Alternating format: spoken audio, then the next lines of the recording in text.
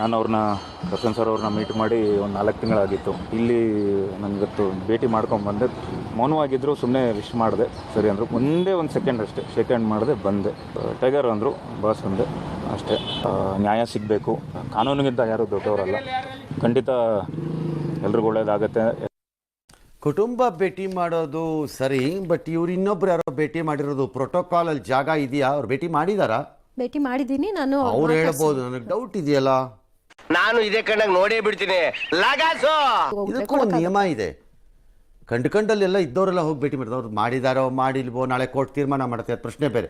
ಅವ್ರ ಪರವಾಗಿ ನೀವು ಹೋಗಬೇಕೋ ಬೇಡವೋ ಅದು ನಿಮಗೆ ಬಿಟ್ಟಿದ್ದಿತ್ತು.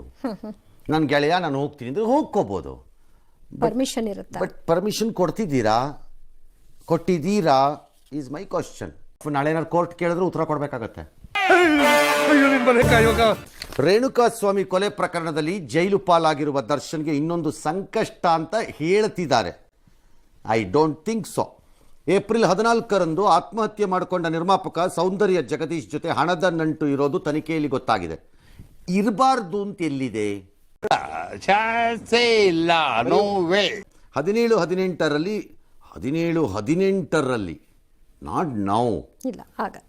ರಾಜಾಜಿನಗರದ ಯಾವುದೋ ಬ್ಯಾಂಕಿಂದ ಅವರ ಗೆಳತಿ ಅವರ ಮೇಡಮ್ ಪವಿತ್ರ ಗೌಡ ಅನ್ನೋರಿಗೆ ಒಂದು 2 ಕೋಟಿ ರೂಪಾಯಿ ಹಣ ವರ್ಗಾವಣೆ ಆಗಿದೆ. ಅವರು ನಮಗೆಲ್ಲ ಗೊತ್ತಾಗೋಯ್ತು. ಡೈರೆಕ್ಟ್ಲಿ ಮರ್ಡರ್ ಕೇಸ್ಗೆ ಅದು ಲಿಂಕ್ ಆದಂಗೆ ಕಾಣಿಸ್ತಿಲ್ಲ ನನಗಂತೂ ಮೇಲ್ನೋಟಕ್ಕೆ. ಮುಂದೇನಾದ್ರು ಅದು ಇನ್ನೊಂದು ಟ್ವಿಸ್ಟ್ ತಗೊಂಡ್ರೆ ನನಗೆ ಗೊತ್ತಿಲ್ಲ ಅಷ್ಟೇ. ಮತ್ತೆ ಭೇಟಿಯಾಗೋಣ.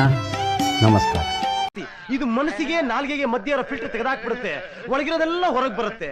ನನ್ನ ಪ್ರಕಾರ ಇದೇ ಗಾಡ್ ದೇವ್ರೇ.